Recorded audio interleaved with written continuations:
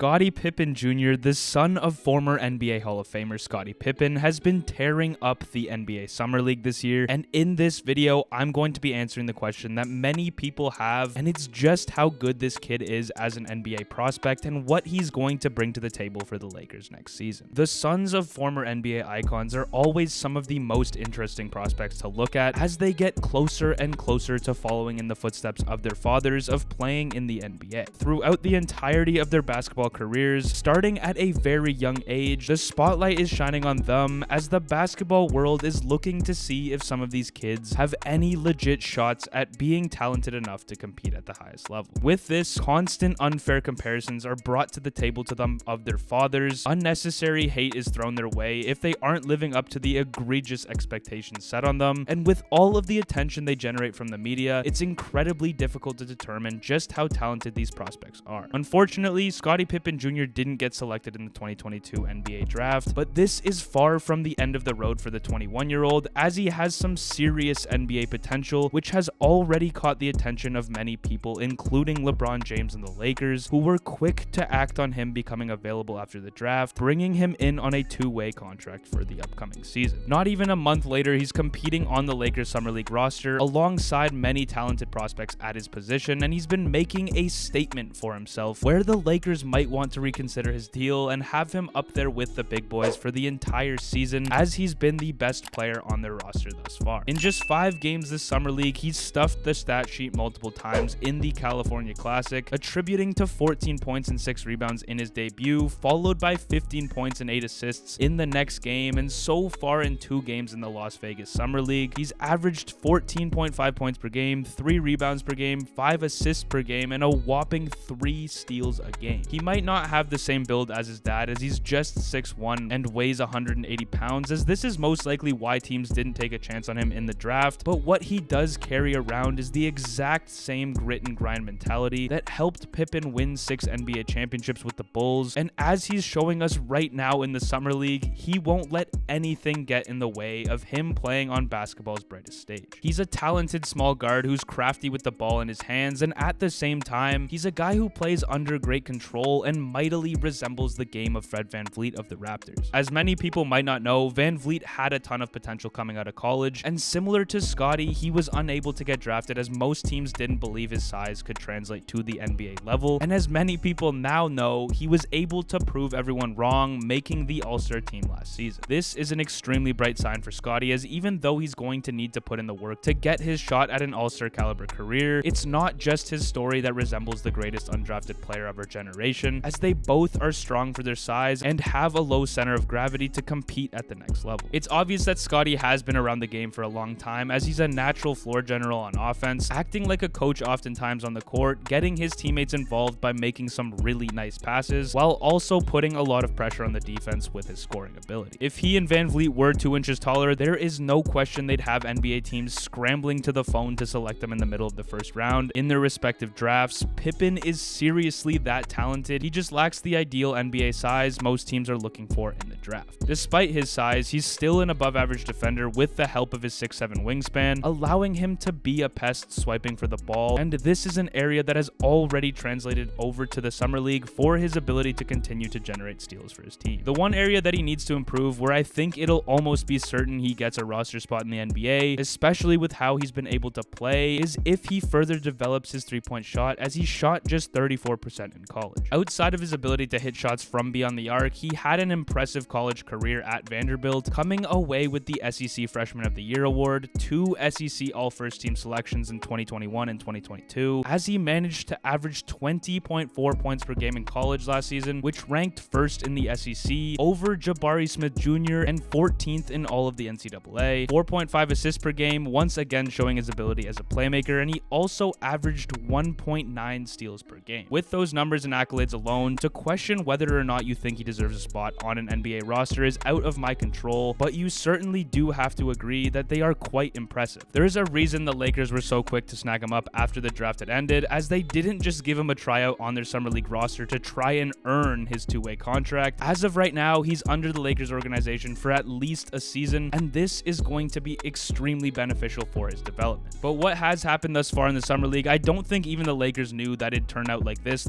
quickly, as he's already outperforming Max Christie, the Lakers' only draft pick in 2022, Mac McClung, the reigning G League Rookie of the Year, and Mason Jones, a guy who averaged 25.5 points per game last season in the G League, which ranked third, and all of these guys are competing for the exact same position as him for a potential spot on the Lakers NBA roster. It's looking like a real possibility for Scotty to actually make the team this season if he's able to keep up this level of play, and lucky enough for him, with the current situation Los Angeles is in, the possibility just continues to look brighter and brighter. Los Angeles resembled an utter mess last season outside of practically everyone but LeBron, and as we're still in the midway part of the offseason, big changes are still potentially going to be made as they try to get rid of Westbrook and his contract, and maybe even AD as well if the right package comes about, and this could also see some of the depth on this team depart in the process. Last year, we saw THT and Austin Reeves get unexpectedly large doses of playing time because of the issues the Lakers have been dealing with all season, and although the Lakers made some decent moves already in free agency, I think even without any blockbuster trade in the coming months, the roster spot for Scotty Pippen Jr. to get his opportunity as a rookie is his for the taking. If you enjoyed this video and want to see more basketball content like this, be sure to subscribe to my channel. It's free and it helps me out a ton.